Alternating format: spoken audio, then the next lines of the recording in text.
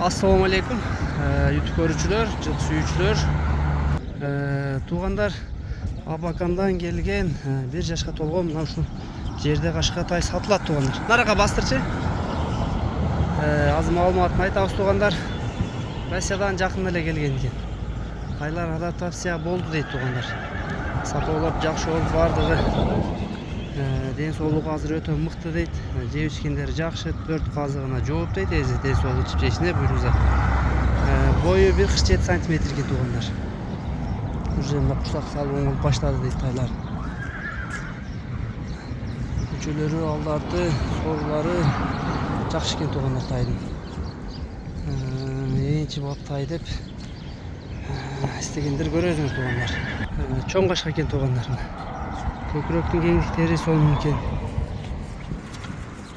Дареги тугандар Чүй облусу Аламүдүн району село Ленинский экен тугандар. Ленинский деген айыл экен. Колго көнүп калыптыр тугандар. Жакшы дейт, жооштуктары анча колго көнүп калган. Азыр баазына сурап берейин. Нуржигитке тайдын баазы канча? 180 миң кеми бар, баазы тугандар 180 миң кеми бар экен. Сурайсыңар. Соодасын жакшылык кылып берем дейт кемин. Кимге жаккан болсо ушу тайды көрөсүңөр тугандар.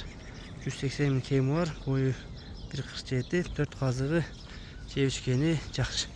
Казыктардын буттарын жакындатып көрсөтүп коеюн тугандар. Көкүрөк, арканкы буттары 4 бут тең таза. Экинчи буту